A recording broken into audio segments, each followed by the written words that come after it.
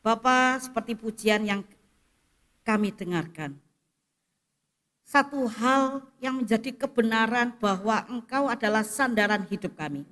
Hanya bersama dengan Engkau ya Tuhan, kami boleh menjadi tenang. Walaupun di hadapan kami ada banyak tantangan kehidupan. Walaupun di dalam hidup kami mengalami banyak pergumulan. Tetapi Engkau adalah Allah yang setia bagi setiap kami. Oleh karena itu Tuhan, biarlah Engkau sendiri yang boleh tolong kami.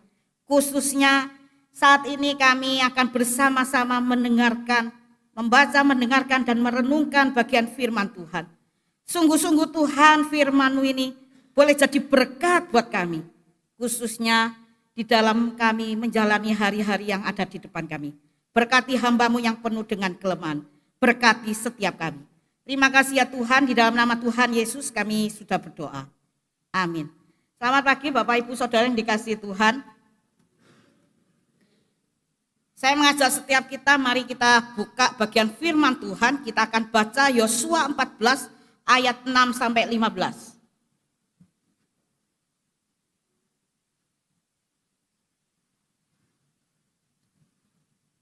Yosua 14 ayat 6 sampai 15. Kita akan membacanya secara bergantian. Silakan Bapak Ibu, saya ayat yang ke-6, silakan Bapak Ibu Saudara ayat yang ke-7. Kita baca secara responsif sampai ayat yang ke-15 ya. 15 kita nanti baca bersama-sama. Ke Yosua 14 ayat 6 sampai 15 sudah dapat? Mari kita mulai membaca. Bani Yehuda datang menghadap Yosua di Gilgal. Pada waktu itu berkatalah Kaleb bin Yefune orang Kenas itu kepadanya, engkau tahu firman yang diucapkan Tuhan kepada Musa abdi Allah itu tentang aku dan tentang engkau di Kades Barnea.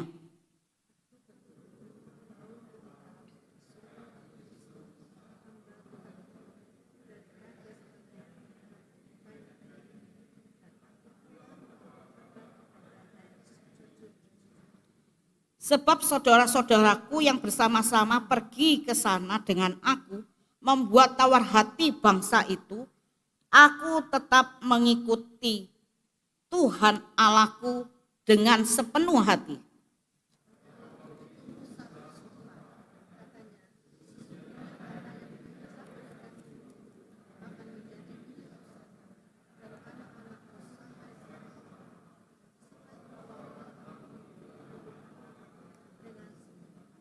Jadi sekarang sesungguhnya Tuhan telah memelihara hidupku seperti yang dijanjikannya.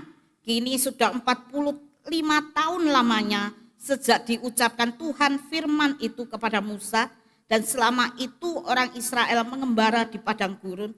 Jadi sekarang telah berumur 85 tahun aku hari ini.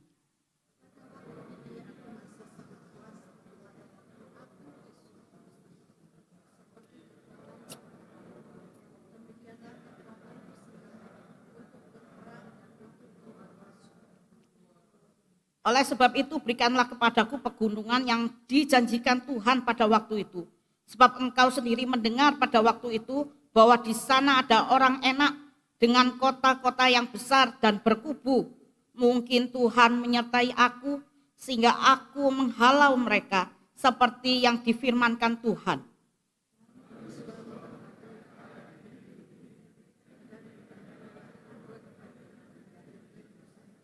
Itulah sebabnya Hebron menjadi milik pusaka Kaleb bin Yefune orang Kenas itu sampai sekarang ini, karena ia tetap mengikuti Tuhan Allah Israel dengan sepenuh hati. 15 kita baca bersama-sama.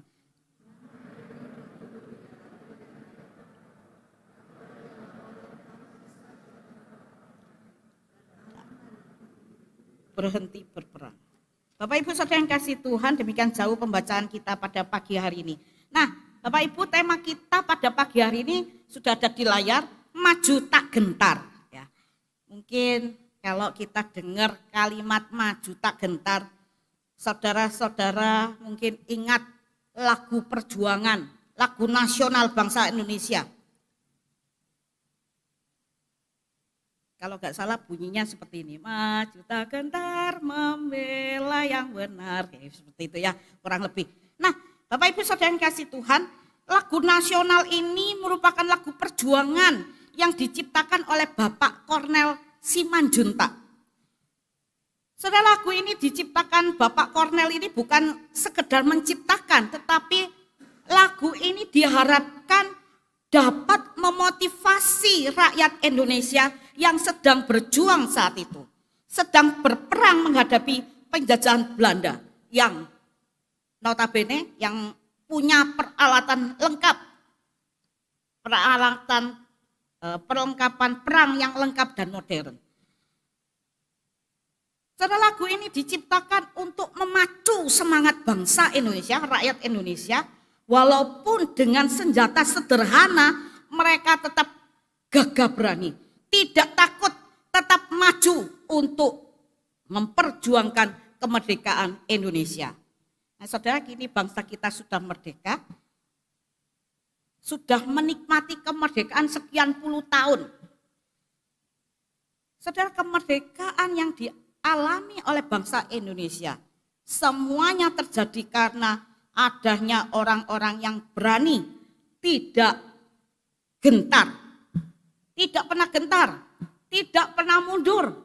Dengan semangatnya mereka tetap maju dan berjuang menghadapi para penjajah yang tampaknya lebih hebat, lebih luar biasa.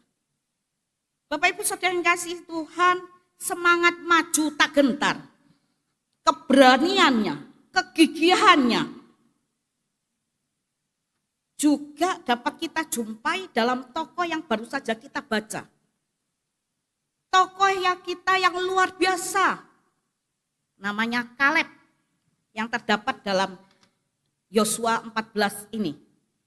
Nah, siapa sih sebenarnya Kaleb itu? Mari kita perhatikan. Saudara kasih Tuhan, Kaleb adalah pemimpin Bani Yehuda. Kita dapat lihat dalam Keluaran 14 ayat 6. Kemudian si Kaleb ini juga anaknya Yefune. Ayahnya bernama Yefune, orang Kenas. Kita bisa lihat juga di dalam, tadi sudah saya baca dalam Yosua 14. Kita juga bisa menemui juga di dalam Keluaran. Ya, saya akan bacakan ayat 6, 14 ayat 6. Bani Yehuda datang menghadap Yosua di Gilgal. Pada waktu itu berkatalah Kaleb bin Yefune, orang Kenas itu. Ya, orang Kenas. Nah, saudara yang kasih Tuhan, menariknya orang Kenas itu ternyata bukan keturunan bangsa Israel. Tetapi Kenas itu adalah keturunan Edom. Nah, saudara yang kasih Tuhan, bangsa Edom itu bukan bangsa pilihan Tuhan. Tetapi hanya karena kasih karunia Tuhan, Kaleb boleh masuk ke dalam bangsa pilihan. Jadi umatnya Tuhan. Ada banyak penafsir yang mengatakan bahwa engkongnya Kaleb, nenek moyangnya Kaleb itu menikah. Orang Edom menikah dengan bangsa Israel. Sehingga membuat keturunannya jadi bangsa Israel. Nah, saudara yang kasih Tuhan, selain itu dikatakan Kaleb ini adalah salah seorang dari 12 pengintai yang diutus Musa untuk mengintai tanah Kanaan. Kita bisa lihat dalam Bilangan 13. Nah, saudara yang kasih Tuhan, dan menariknya dari 12 orang pengintai, cuma Kaleb dan Yosua yang optimis, yang berani katakan kita bisa masuk ke tanah Kanaan. Kita bisa kalahkan orang-orang Kanaan itu. Sementara yang 10-nya mereka membuat tawar hati bangsa Israel. Tadi kita sudah baca. Nah, saudara yang kasih Tuhan,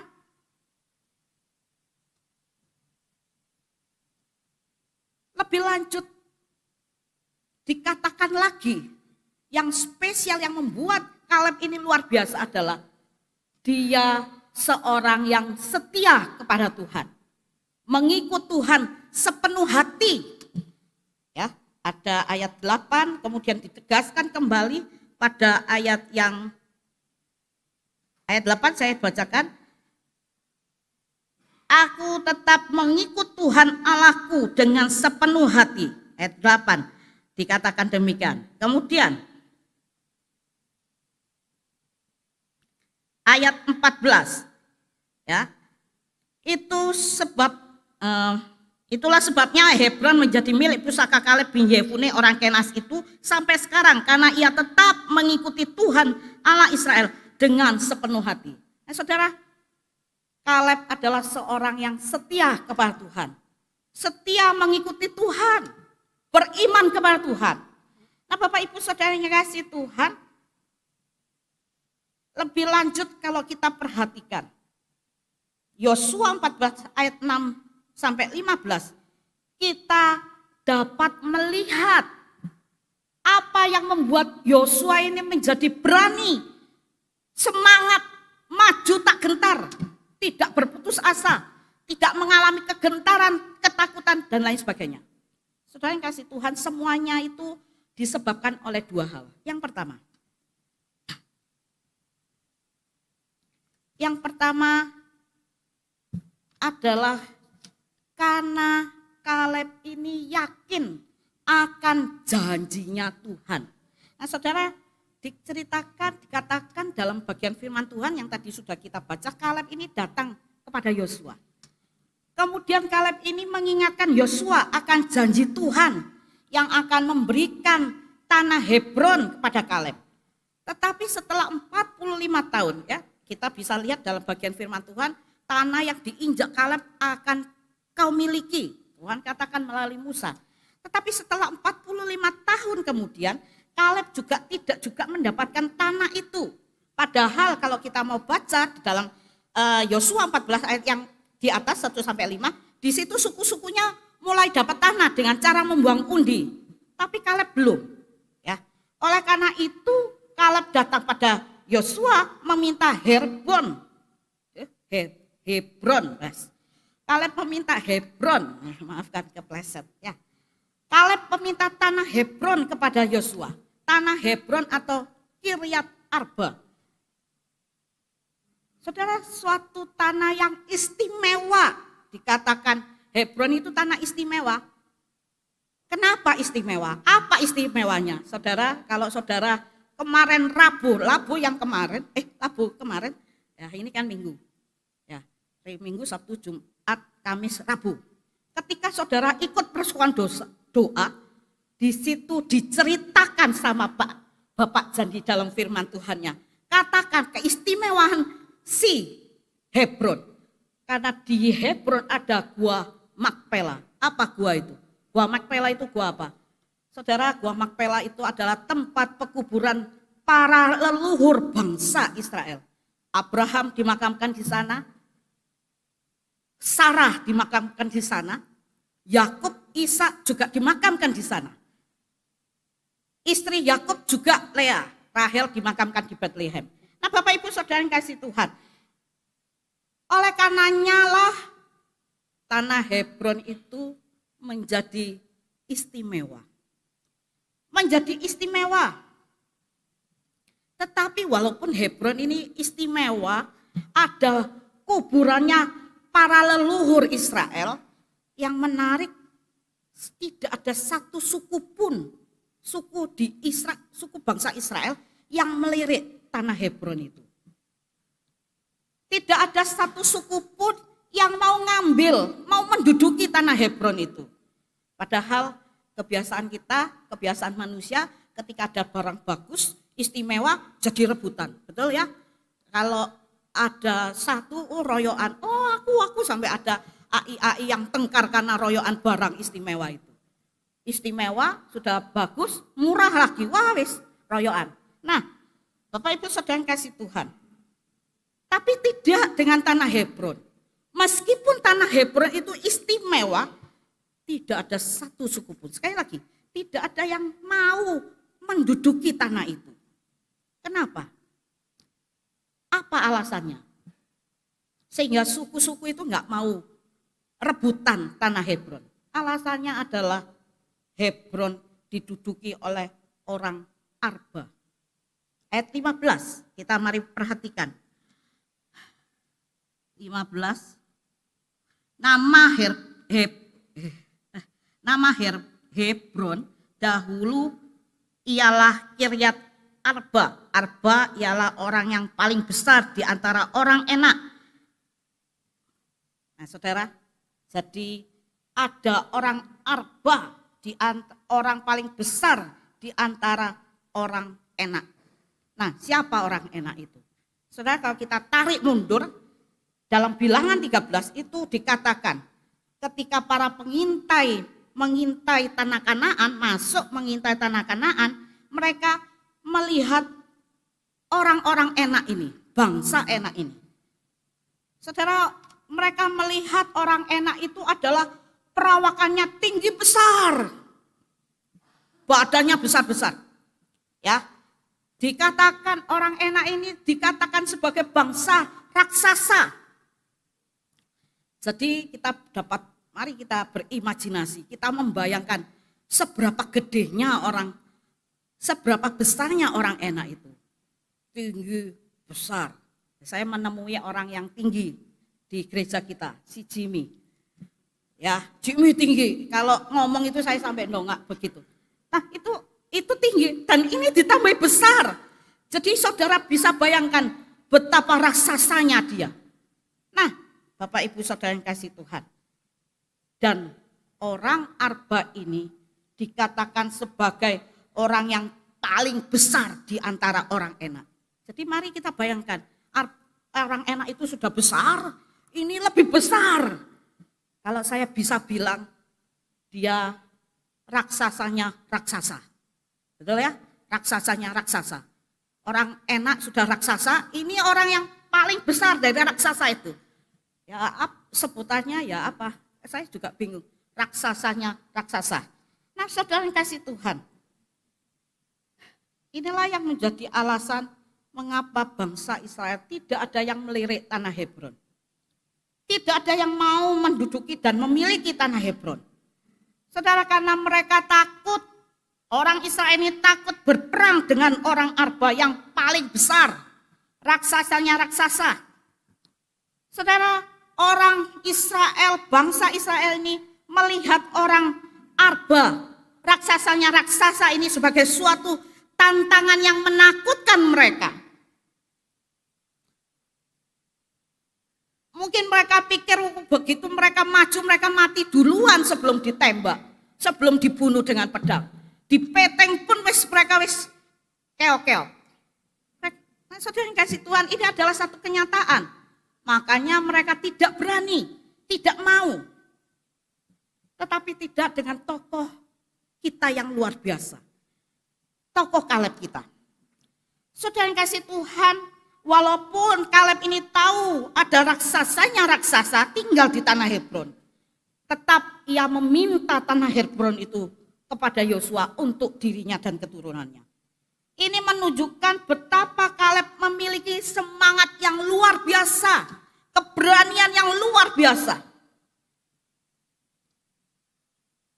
Saudara, keberadaan orang Arba di Hebron tidak dianggap sebagai suatu tantangan yang menakutkan dirinya. Tetapi justru menjadikan dia lebih bersemangat. Hal ini terbukti dari kata-katanya kepada Yosua. Dalam ayat 11 dikatakan, kekuatannya dia, saat ketika ngomong sama Yosua, kekuatannya itu sama seperti 45 tahun yang lalu. Nah, saudara yang kasih Tuhan, padahal kalau kita perhatikan firman Tuhan yang tadi sudah kita baca, Kaleb mengatakan bahwa usianya itu sudah nggak muda lagi ya. Dari kata firman Tuhan ini kita tahu bahwa usia Kaleb itu nggak muda lagi. Mungkin Kaleb sudah layak disebut dengan sebutan kakek. Kakek, engkong, akung, opah.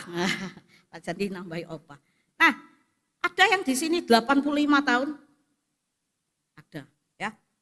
Nah, saudara yang kasih Tuhan, tapi Kaleb katakan, kekuatanku masih sama seperti 45 tahun yang lalu. Saudara, semua semangat, semua keberanian yang dimiliki Kaleb didasarkan pada satu kesadaran akan janjinya Tuhan. Saudara, Tuhan berjanji, tanah yang kau injak akan kuberikan kepadamu karena engkau mengikut aku dengan setia.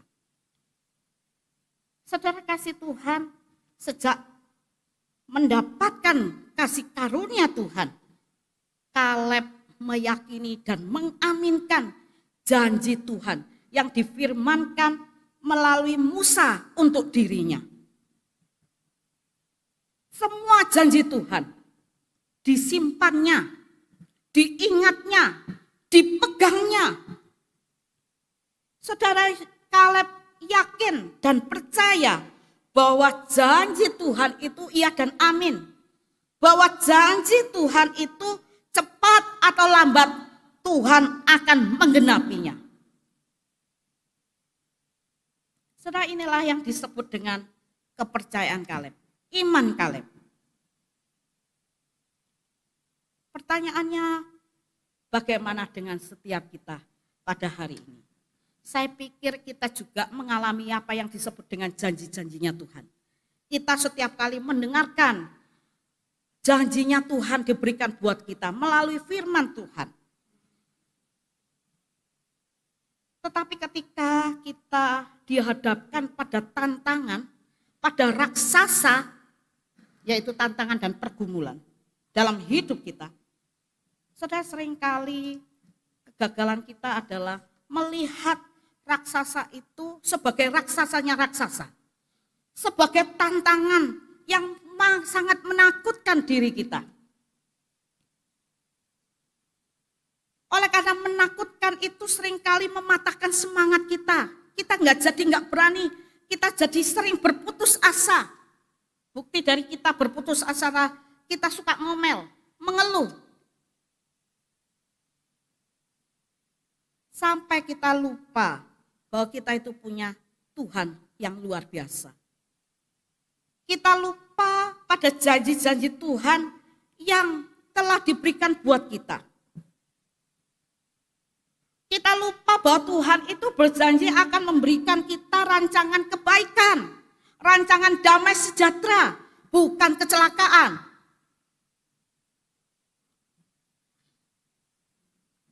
Karena kita terlalu gentar, khawatir ketika kita diperhadapkan dengan tantangan pergumulan yang menjadi raksasa buat kita. Bapak Ibu Saudara yang dikasihi Tuhan, Tuhan telah melakukan bagiannya, memberikan janji untuk kita. Dia bukan sekedar memberikan janji, tetapi dia juga menggenapi janji itu. Saat ini adalah bagian kita untuk melakukan. Belajar percaya. Belajar percaya pada apa yang Tuhan katakan. Mari kita belajar bersama-sama percaya akan janji Tuhan, memegang itu. Dan mari kita belajar menyandarkan hidup kita kepada Tuhan yang luar biasa. Bapak Ibu Saudara yang kasih Tuhan, saat ini apa yang menjadi raksasa dalam hidup Bapak Ibu sekalian? Apa yang menjadi tantangan pergumulan Bapak Ibu Saudara? Mari Bapak Ibu Saudara yang kasih Tuhan, kita mau bawa kepada Tuhan, kita mau yakin dan percaya akan janji Tuhan yang iya dan amin. Dan Tuhan tidak pernah mengingkari janjinya. Tuhan selalu menepati janjinya. Saudara, karena dengan yakin dan percaya kepada Tuhan, itu yang akan menolong kehidupan kita untuk terus melangkah, menjalani hidup kita yang tidak mudah, dengan penuh semangat, dengan penuh keyakinan. Tadi dikatakan, liturgis mengatakan bahwa tahun 2023, tahun kelinci, sebetulnya lucu, imut, ya, bahasa Mandarinnya hengeai, tapi tidak geai karena diprediksikan, diramalkan ada resesi dunia. Saudara, saya tidak peduli, kita tidak boleh peduli apa itu resesi dunia. Yang kita pedulikan adalah ada janji Tuhan yang iya dan amin, yang selalu menolong setiap kita. Mari kita serahkan hidup kita kepada Tuhan. Yang kedua adalah ada Kaleb ini punya keyakinan akan penyertaan Tuhan.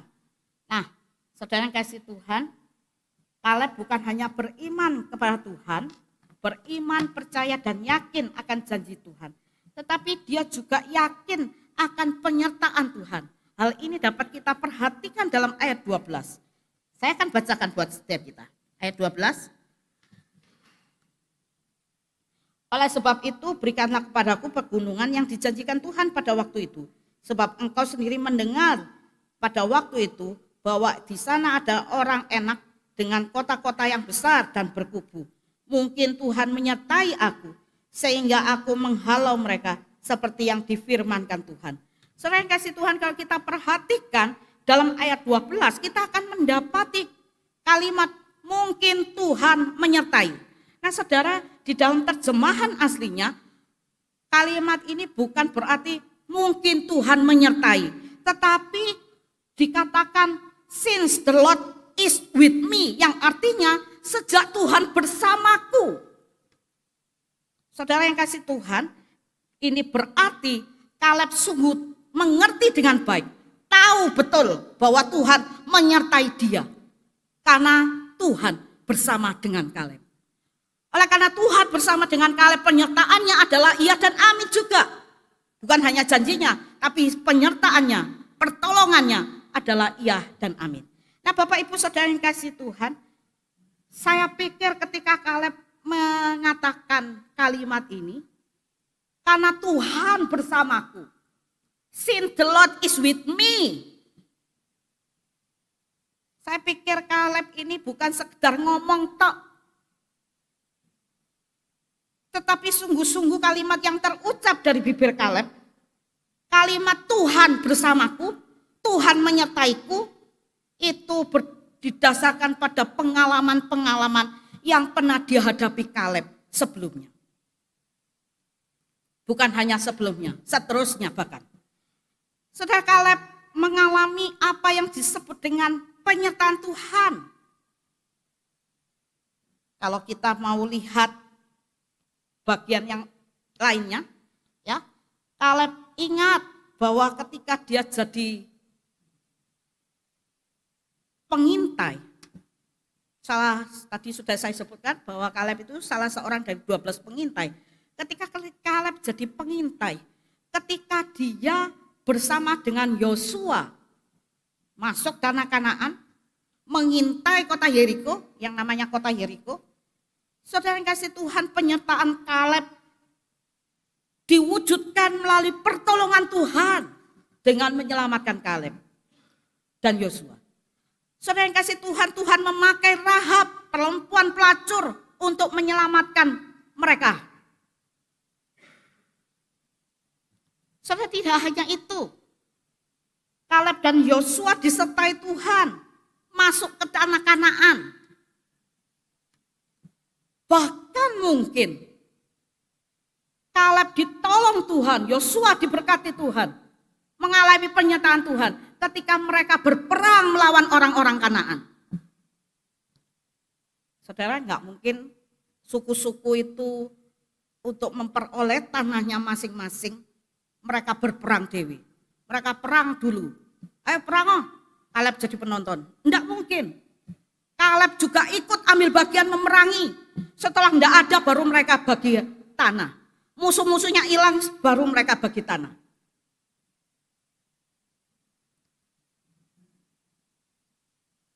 Bapak Ibu Saudara yang kasih Tuhan, saya yakini masih ada banyak pengalaman-pengalaman yang dialami oleh Kaleb. Sejak 45 tahun, ya, 45 tahun Kaleb melaluinya bersama-sama dengan Tuhan. Kaleb mengalami apa yang disebut penyataan Tuhan. Saudara Kaleb mengalami pertolongan Tuhan. Oleh karena itu dengan berani, dengan gagahnya, Kaleb katakan dalam ayat 11 dan 12, kekuatanku masih sama seperti pada waktu dulu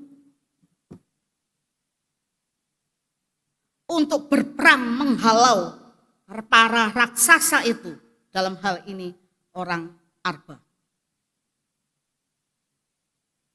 Bapak Ibu Saudara yang kasih Tuhan, dari sini kita dapat melihat bahwa Kaleb itu tidak mengandalkan dirinya, tapi sungguh-sungguh dia mengandalkan penyertaan Tuhan dalam hidupnya. Saudara, Kaleb sungguh-sungguh percaya pada penyertaan dan pertolongan Tuhan.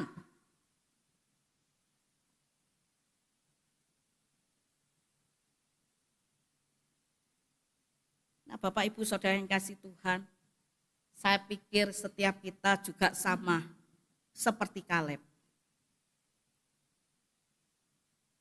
Kita juga sama seperti Kaleb, sudah banyak mempunyai pengalaman, memiliki pengalaman bersama dengan Tuhan.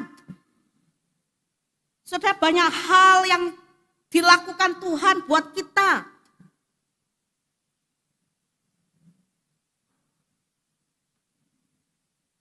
Pertanyaannya adalah, kita sudah punya pengalaman begitu banyak berjalan dengan Tuhan.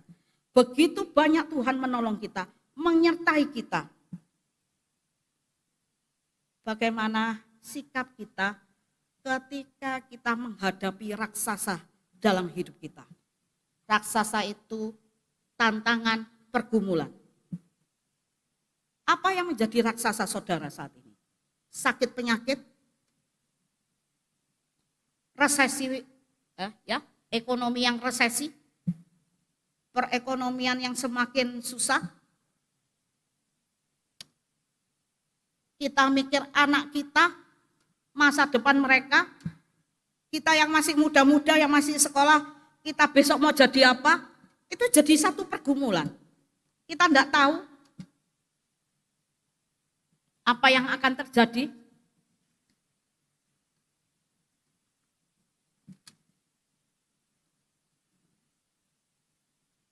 Dan masih banyak lagi pergumulan-pergumulan, tantangan-tantangan. Kita yang masih bergumul dengan sakit penyakit, kita yang masih bergumul dengan anak-anak kita, cucu kita. Ada satu bobo yang curhat, cucu orang lain cek gampangnya dapat kerja, cucuku gak dapat. Saudara, susah, bergumul. Pertanyaannya adalah, apakah kita tetap yakin akan penyertaan Tuhan ketika kita mengalami sakit penyakit? Apakah kita tetap yakin akan penyertaan Tuhan yang sanggup memberikan pertolongan ketika kita menghadapi ekonomi yang susah? Sayangnya tidak. Saudara, ada banyak di antara kita, dan mungkin saya sendiri, mengandalkan kekuatan kita, kekuatan sendiri. Enggak usah Tuhan, aku bisa. Salah, saudara. Tanpa Tuhan kita enggak berarti apa-apa. Kita bukan siapa-siapa.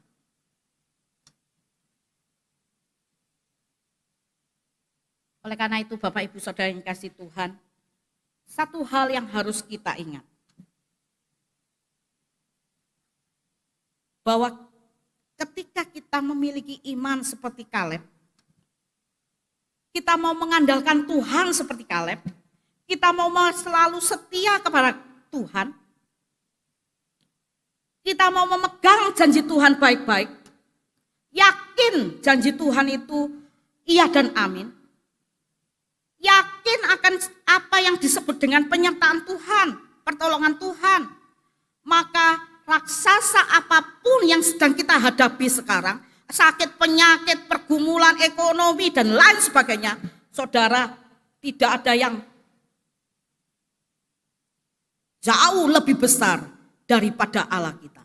Amin Bapak Ibu, kita punya Tuhan yang luar biasa. Saudara, mari kita mau selalu yakin kepada janji Tuhan, pada penyertaan Tuhan. Apapun tantangan dan pergumulan kita. Kita tidak akan takut dan khawatir saat menghadapi tantangan itu. Karena Tuhan ada bersama dengan kita. Memberikan pernyataannya, pertolongannya setiap harinya. Saudara, mungkin masalah yang kita hadapi, pergumulan yang kita hadapi, raksasa itu melampaui, ya, besar, lebih besar daripada kekuatan kita. Tapi satu hal yakinlah, bahwa kita punya Tuhan Yesus, Tuhan yang luar biasa. Saudara, mari kita mau percaya bahwa Tuhan Yesus itu yang menyertai kita. Oleh karena penyertaannya yang iya dan amin, maka kita tidak perlu takut, kita tidak perlu gentar, kita tetap berani menjalani hidup kita yang tidak mudah bersama dengan Tuhan, Allah yang luar biasa.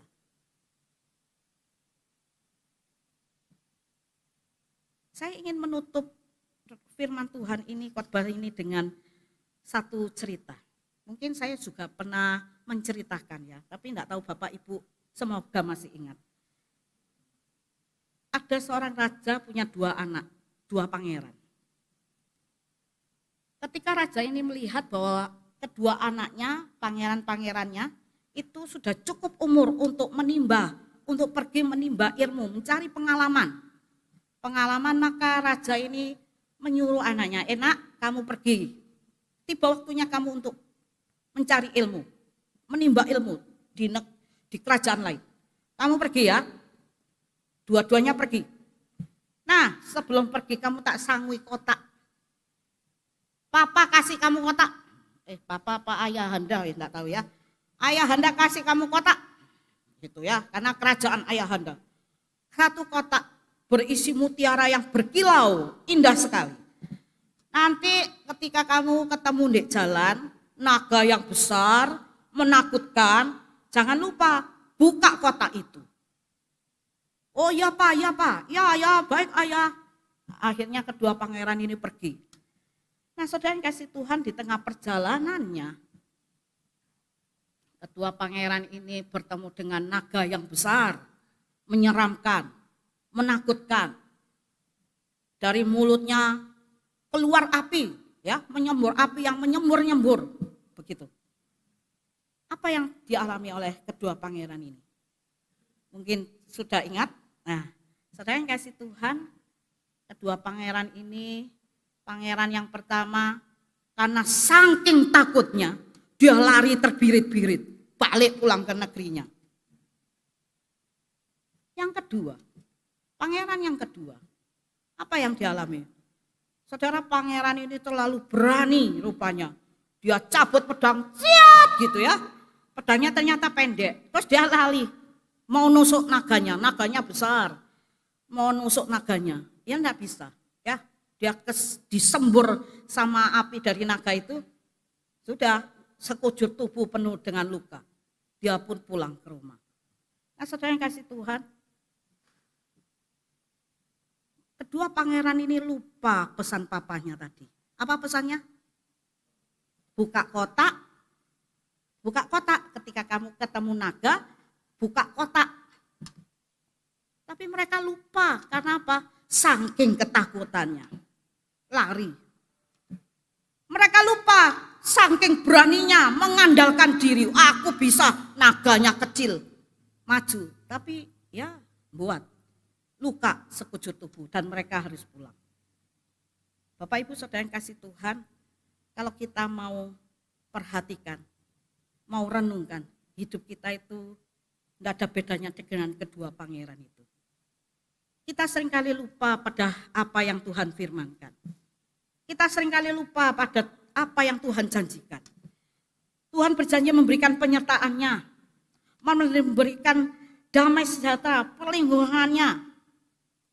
Tetapi ketika kita menghadapi tantangan di dalam kehidupan kita, pergumulan hidup kita, sering kita jatuh. Kita lupa. Kita seringkali mengandalkan kekuatan diri kita. Tapi kita lupa bahwa kita itu tidak ada apa-apanya. Nah, saudara yang kasih Tuhan, oleh karena itu, mari ingatlah apapun yang kita hadapi sekarang. Sakitmu, pergumulan ekonomi, anakmu, dan yang lainnya. Saudara, mari kita mau serahkan kepada Tuhan. Tuhan kita lebih besar daripada masalah yang kita hadapi. Tuhan kita lebih besar daripada raksasa kehidupan yang ada di hadapan kita. Tuhan kita lebih besar daripada segala penyakit kita. Dan yakinlah bahwa Tuhan sendiri yang akan memberikan penyertaannya, pertolongannya. Asal kita mau yakin dan percaya akan janji Tuhan dan penyertaan Tuhan dalam kehidupan kita. Amin. Bapak Ibu Saudara yang kasih Tuhan, mari kita berdoa.